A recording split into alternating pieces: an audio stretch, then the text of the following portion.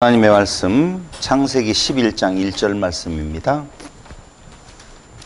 온 땅의 언어가 하나요 말이 하나였더라. 이에 그들이 동방으로 옮기다가 신할 평지를 만나 거기 거류하며 서로 말하되 자 벽돌을 만들어 견고히 굽자 하고 이에 벽돌로 돌을 대신하며 역청으로 진흙을 대신하고 또 말하되 자 성읍과 탑을 건설하여 그 탑 꼭대기를 하늘에 닿게 하여 우리 이름을 내고 온 지면에 흩어짐을 면하자 하였더니 거기까지만 보겠습니다. 지난 시간 우리는 바벨탑으로 가는 그 여정, 그러니까 노아 이후에 인류는 번성하고 그리고 더욱 번성해 가고 있었습니다. 왜 그들이 그렇게 번성할 수 있었는가 하면은 하나님이 심판하지 않으시기 때문이죠. 하나님이 죄악된 세상을 심판하셔서 물로 다 쓸어버리신다라고 보면 번성에 이를 수가 없지만 하나님이 다시는 그러한 심판을 하지 않겠다라고 약속을 해주셨습니다. 그 이유는 하나님께서 약속하신 생육하고 번성하여라 라고 하는 그 약속이 이루어지기 위해서는 계속적인 죄악에 관영한 세상을 향한 하나님의 분노가 있으면 그 약속 자체가 이루어질 수가 없기 때문이거든요. 그러니까 하나님은 당신이 약속하시고 당신이 그 약속을 이루시기 위하여서 표면적인 심판을 없이 하겠다라고 약속해 준 결과 그 인류는 노아 이후에 번성하고 더 번성해 가고 있었습니다. 그럼 여기에서 번성하고 번성된 인류가 우리가 논리적으로 말하면 해야 될 일이 하나 있다면 그렇게 그들의 역사를 주관하시는 하나님을 찬양, 하나님의 이름을 내는 일을 해야 되는데 그렇지 아니하고 오히려 그들은 서로 싸우게 되어지는 셈과 함과 야벳의 그 족속들을 모세가 지금 계속 이야기해 주고 있는 것은 이렇게 번성해 갔다라고 하는 것만 이야기하는 것이 아니라 그렇게 분리되어져 갔다라고 하는 것을 말해주고 있는 것이거든요. 그럼 번성케 하신 하나님의 이름을 찬양해야 되는 그 인류가 오히려 하나님의 이름을 찬양하지 않고 스스로 하나님이 되어 사람의 이름을 높이고 스스로의 힘으로 흩어짐을 면하여 하나가 되고자 하는 행동을 했었다고 모세는 지금 이야기를 하고 있는 거예요.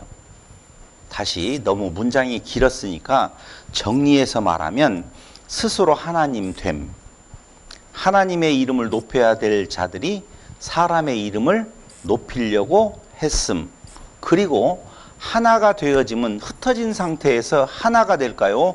모아진 상태에서 하나가 될 수 있을 것 같아요? 그렇게 이야기를 생각을 할 수 있어요. 여러분 지난번에 유튜브 어느 곳에 보니까 저 알래스카 어디인가에는 한 동네가 건물 하나에 전부 다 모여 살더라고요. 그 안에서 모든 일들이 다 이루어져요. 장사도 그 안에서 이루어지고 한 동 큰 아파트 같은 한 동이 있는데 거기에 주민들이 전부 다 살아요. 좋은 일이에요, 나쁜 일이에요?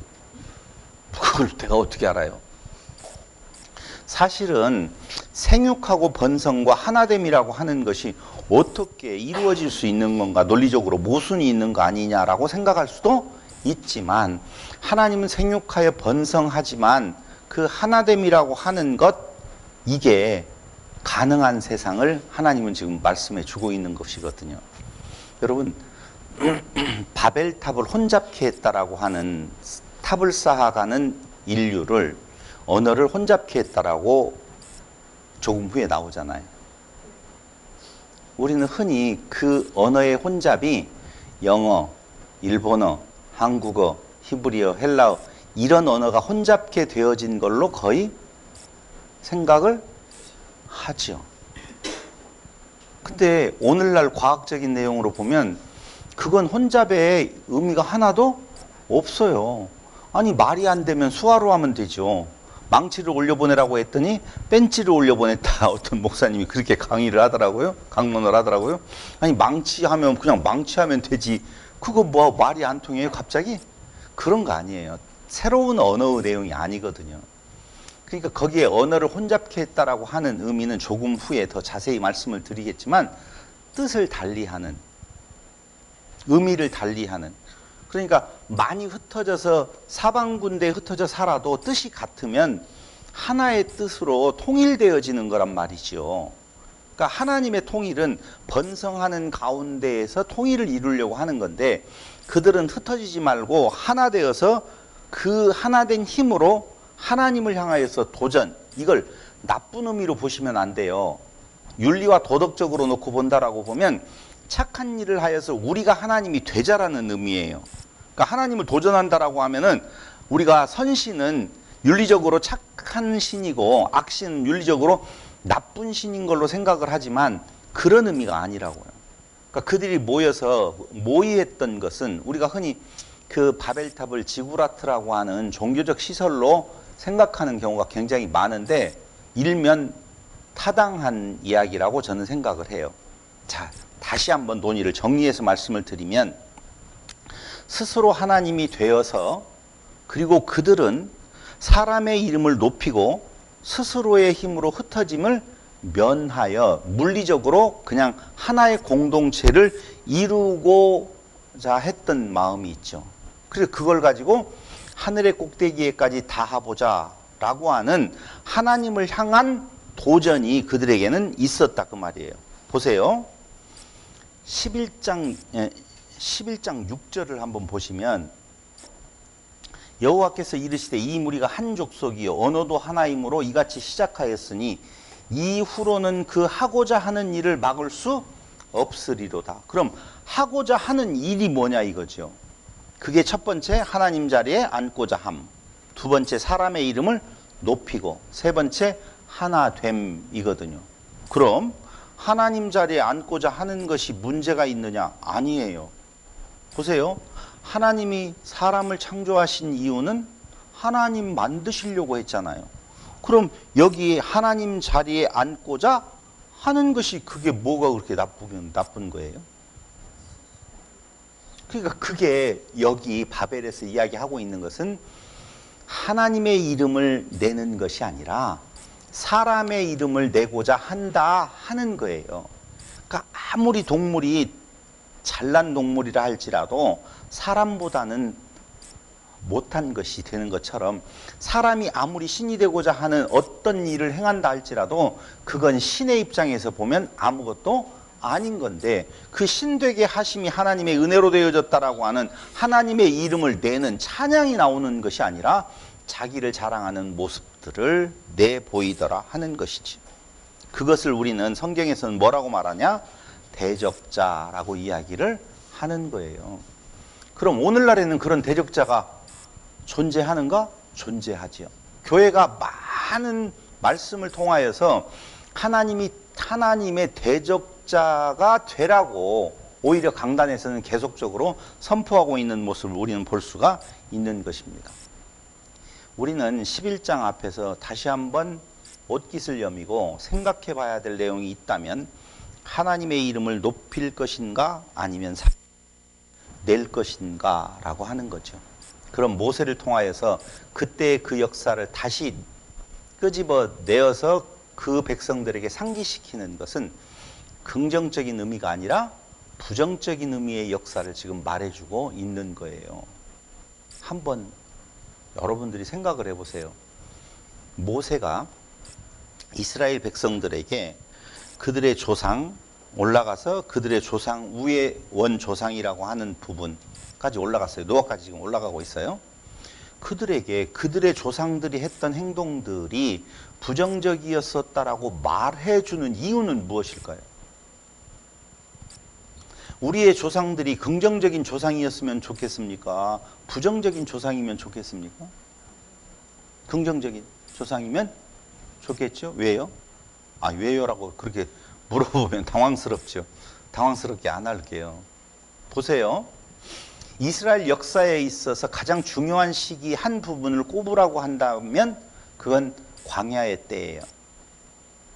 그러니까 그 중요한 시기에 모세라고 하는 존재를 불러서 하나님이 그의 일꾼으로 삼으셨고, 모세는 그 출애굽 후에 광야에서 지금 모세 오경을 쓰게 되어지는 거거든요. 그럼 그 중요한 시기에 모세는 왜 모세 오경을 통하여서 백성들에게 어떤 메시지를 전달하려고 하는가라고 하는 거죠. 광야의 이스라엘 백성들은 그들에게 있어서 자존감이나 아니면 높은 긍지가 있는 것은 아니었어요. 그들은 언제든지 애굽으로 돌아가고 싶은 마음이 있었고 그들의 그 근본은 종이었었기 때문에 자기를 향한 자긍심이 그렇게 강하지 않았던 거거든요. 모세는 강한 자긍심이 있었느냐? 아니에요. 알다시피 모세는 정말로 자기의 그 혈기 있는 왕성한 때에 하나님 부르시지 아니하시고 오히려 쫓겨서 광야의 그 장인어른 밑에서 빌어먹고 있는 그 상태에서 하나님께서 부르신 거거든요. 그럼 그들은 가나안 땅을 향해 전진하고 있었을 때에 언제든지 그 마음속에서 진짜 하나님이 우리와 같은 존재를 저곳에 가서 그 복의 근원되게 만드실까라고 하는 생각이 있을 수밖에 없었다는 것이죠. 그때에 오늘 모세를 통해서 하나님은 그들의 조상, 그 위의 조상이 바로 누구냐면은 야곱, 이삭, 아브라함이에요. 다음 시간에 아브라함과 이삭, 야곱의 하나님에 대해서 말씀을 드릴 텐데 거기를 보시면 어떤 내용을 말을 해주고 있느냐라고 하면 부정적인 이야기를 하고 있어요. 아브라함의 하나님은 어떤 하나님이세요? 대답하기 싫대요. 네? 어떤 좋은 하나님? 이제 믿음의 하나님이라고 이야기해요. 이삭의 하나님은 어떤 하나님이세요? 순종의 하나님이라고 이야기를 해요. 저는 정말 이해가 안 가요. 아브라함이 이삭을 데리고 갈 때 그를 제물로 쓰려고 했다는 것을 알았다면 이삭은 당연히 반항해야 되죠. 왜 반항해야 돼요? 하나님이 인신공양을 드리라고 하시는 분입니까? 아버지 도대체 미쳤어요? 라고 해야 되거든요. 그런데 그걸 안 했다는 것을 긍정으로 생각한다니까요. 사람들이. 긍정으로 표현을 해서 순종의 하나님이다 라고 이야기를 해요. 세 번째로는요. 야곱을 이야기할 때 야곱은 어떤 하나님? 기도의 하나님. 그렇죠? 기도의 하나님이세요. 여러분, 만약에 하나님이 아브라함, 이삭, 야곱의 하나님이라고 이야기할 때 믿음, 순종, 기도의 하나님이라고 하는 것이 정답이면 우리에게 있어서는 그 말은 저주가 되어진다니까요. 그렇게 하실 수 있어요? 뭐 없다고 하면서도 아브라함의 하나님, 아멘. 이삭의 하나님, 아멘. 야곱의 하나님, 아멘으로 이야기를 한다고요. 그 이야기는 다음 시간에 이어서 나오는 내용이니까 여러분들이 잘 들으시고 그 또 한 단계 올라가서 보면 그 다음에 누군가 나오느냐? 셈과 노아가 나오더라 그 말입니다. 그 조상의 줄기를 가면. 그럼 셈과 노아라고 하는 존재가 나올 때에 그것도 역시 긍정이 아니라는 거예요. 그래서 아브라함, 이삭, 야곱의 하나님을 이야기할 때도 얼마나 우리의 조상의 그 줄기 안에 있는 아브라함, 이삭, 야곱이 형편없었던 존재인 줄 아느냐 그 말이에요. 형편없는 존재라고 하는 것을 너무너무나 리얼하게 말해주고 있는 것이 12장부터 계속 이어지는 거거든요. 근데 그 위에 11장에 나와 있는 내용도 역시 형편없는 존재였었다라고 하는 것을 이야기를 해주고 있다니까요. 그럴 때에 그런 형편없는 존재들을 끝까지 사랑하셔서 여기까지 오게 하신 하나님이 지금 종살이의 종의 신분이었던 우리들을 그 가나안 땅에 가서 당신의 약속을 이루어 주시는 것은 우리의 조건을 보고 해주신 약속이 아니기 때문에 그 일은 틀림없이 이루어진다라고 하는 것을 말해주는 것이 지금 11장에 12장에 13장의 내용이라고 말할 수 있는 것입니다. 그래서 하나님의 이름을 높일 것인가 사람의 이름을 낼 것인가라고 이야기할 때 우리는 결론은 뭘 내야 된다고 생각을 해요? 하나님의 이름을 높여야 되는데 오히려 사람들은 자기들의 사람의 이름을 내는 데에 앞서버리더라 라고 하는 부정적인 기사를 지금 쓰고 있다고요. 그러면 바벨을 그들이 그 하나님께서 그 죄악된 세상에 하나님이 물이나 다른 어떤 불로나 이런 걸로 심판하지 아니하시고 그대로 용납하시니 그들은 번성하게 되어지고 그 번성한 힘으로 바로 하나님께 향하여서 하나님이 되고자 하는 행동들을 하더라. 그게 우리가 말하고 있는 바벨 탑이다라고 하는 거예요. 근데 그 바벨을 지구라트라고 하고 종교 시설이라고 말하는 사람들이 있는데 저는 그것에 일정 동의한다. 지구라트라고 하는 말에 동의하는 것이 아니라 그 탑이 종교적인 어떤 시도를 말하고 있다라고 보는 것이죠. 그래서 하나님은 그 탑을 쌓는 그들에게 언어를 혼잡케 하셨다라고 성경은 말을 해주고 있어요. 이 말은 뭔 말이냐면요, 흩어져서 다양한 종교가 태동되었다 이렇게 보셔도 돼요. 흩어져서 다양한 언어가 다른다라고 하는 말은 봐보세요. 지금 우리가 가지고 있는 성경 이건 잘 보시면 잘 보셔야 돼요. 영어예요? 한글이에요? 러시아어예요? 한글인 줄 알았잖아요. 한글로 똑같은 한글로 같이 지금 말씀을 전하고 듣는데도 불구하고 전혀 한국 교회는 다 달라요. 그게 언어의 혼잡이라고 하는 거예요. 그러니까 그들이 그 힘을 모아서 자기를 부인하고 하나님의 이름을 높여야 되는데 각기 다른 방식으로 이것이 하나님을 높이는 것이다라고 하면서 자기의 의를 나타내는 여러 가지의 혼합된 종교, 다른 여러 가지의 형태의 종교들이 그때 탄생하게 되었다라고 하는 것이죠. 그러니까 신이 되고자 하는 인간의 욕망이 다양하게 표출되어져서 그들은 흩어지게 되었다라고 성경은 지금 말해주고 있는 것입니다. 제가 지금 이렇게 말하는 것이 진짠지 가짠지는 여러분들이 그냥 판단을 하세요. 그냥 언어가 그때 당시에 세계적인 언어가 다 퍼졌다라고 생각을 할 것인지 아니면 하나님을 위한다라고 하는 다양한 종교의 형태들이 그때로부터 나타나기 시작했는데 오늘날에도 자기의 이름을 내고 하나님을 위한다라고 하는 명제 아래 많은 성도들을 악의 구렁으로 빠뜨리는 일들이 일어나더라. 우리는 그걸 눈앞에 보고 있는 것입니다. 그래서 한국 기독교 안에서 언어의 혼잡 상황이라고 하는 것은 아마 최고조에 지금 달해 있지 않았는가? 저는 그렇게 생각을 해봅니다. 잘 우리가 들었던 이야기일 거예요. 말, 글이잖아요. 같은 글을 쓰고 같은 말을 한다는 말은 같은 어를 가지고 있어야지 되는 거거든요. 근데 같은 글을, 같은 말을 쓰는데도 불구하고 전혀 그 어리 다르다. 이것을 언어의 혼잡이라고 말할 수가 있는 것입니다. 사람으로서는 신이 될 수 없었다라고 하는 것이 바벨탑 사건의 의미인 거예요. 그런 그들을 하나님께서는 흩으셔서 너희들이 시도하고 있는 어떠한 시도도 나에게 가까이 올 수 없는 것이다. 그럼 하나님의 목적은, 최종적인 목적은 어디냐? 하나님 되게 하시는 거잖아요. 그러니까 우로 가도 서울만 가면 된다라고 하는 말이 있지 않습니까? 근데 그렇게 안 하시잖아요.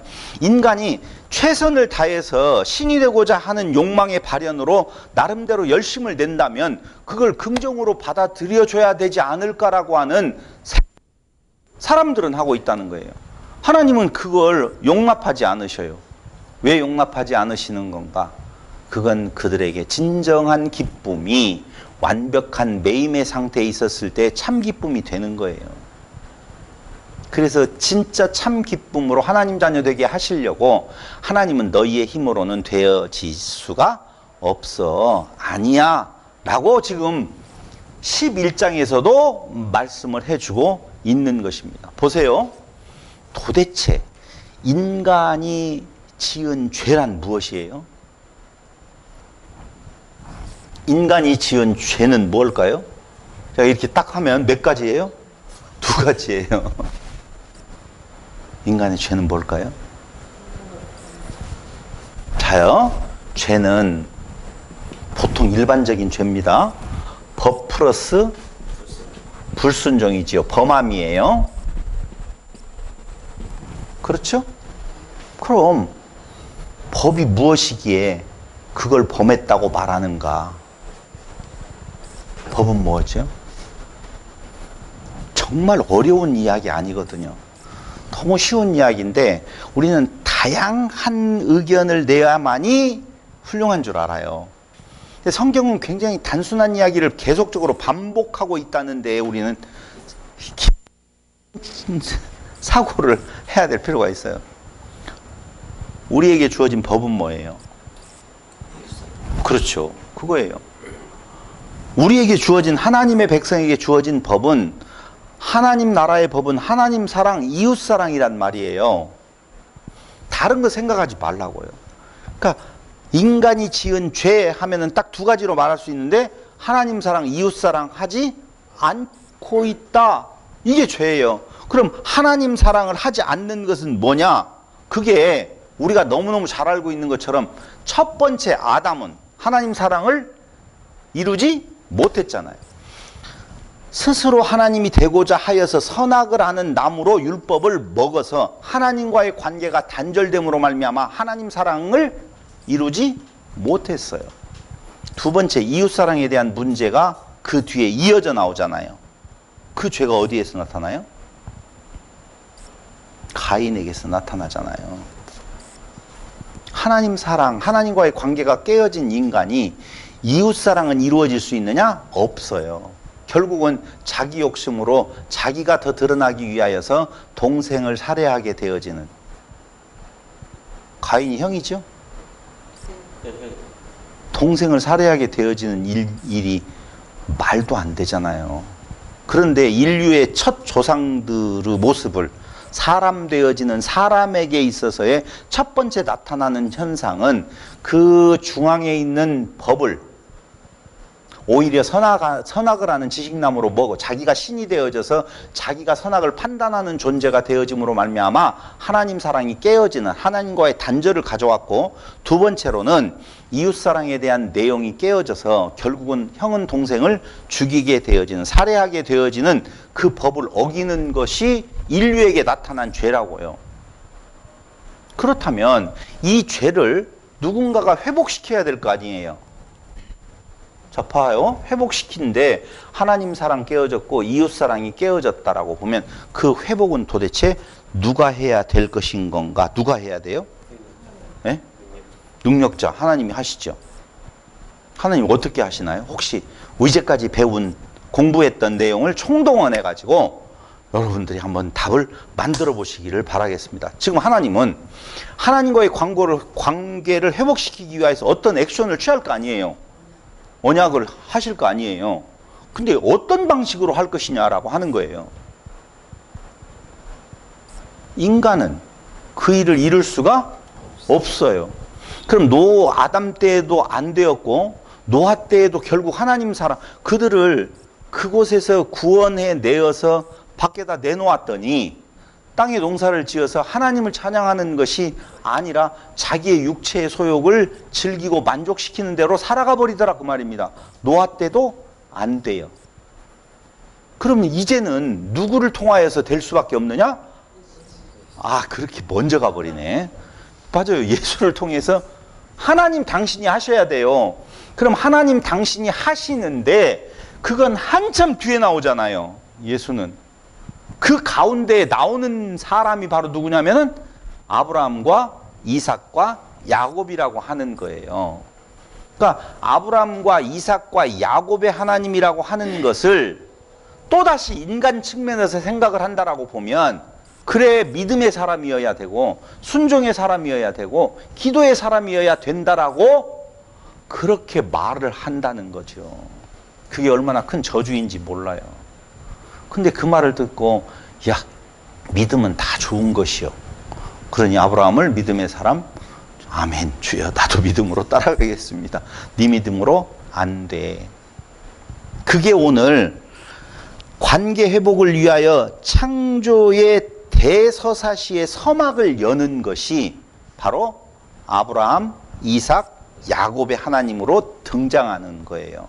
그럼 아브라함과 이삭과 야곱이 등장하려면 그 과정에 징검 다리가 필요한데 그게 바로 누구? 셈. 하란이라고 하는 존재.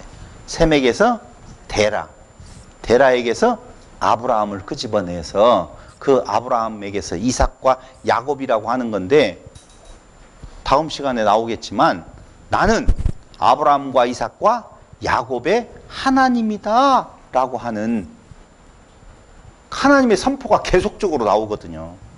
11장 넘어서 이제 나오는 것을 보면.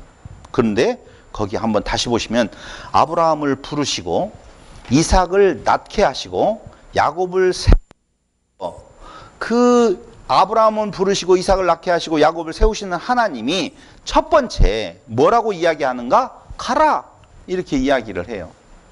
가라. 다시 이야기할게요. 아브라함을 불러서 가라 이야기하시는 그 하나님은 아브라함의 괜찮은 부분을 보고 부르신 것이 아니에요.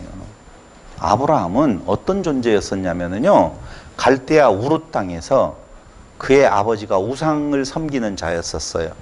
그 출생조차도 벌써 문제가 있는 것으로부터 시작되어진단 말이에요.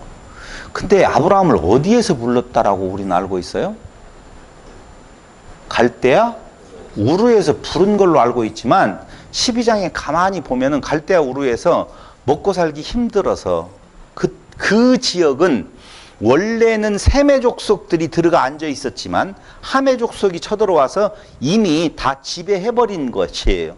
그러니까 거기에 주류는 함의 족속들이고 오히려 비주류가 셈의 족속들이거든요. 셈의 족속 중에 한 존재였었던 아브라함의 아버지 데라의 가족들은 새로운 살 길을 찾아서 떠나요. 떠나는 곳이 어디였었어요? 하란이었었다, 그 말입니다. 하란에서 하나님께서 나타나서 너는 너의 본토 친척 아비 집으로 가지 말고 떠나서 내가 지시할 땅으로 가라 라고 이야기를 해주시는 것이거든요. 그래서 다음 시간에 여러분들이 잘 들어보시면 알겠지만 거기에는 그렇게 나와 있어요. 아브라함 이렇게 문제 있었다, 이렇게 문제 있었다, 요것도 문제 있었다, 요것도 문제 있었다. 참 재미난 것은요, 하나님이 문제 있는 아브라함의 모습을 볼 때마다 언약을 재확인시켜줘요. 몇 번까지?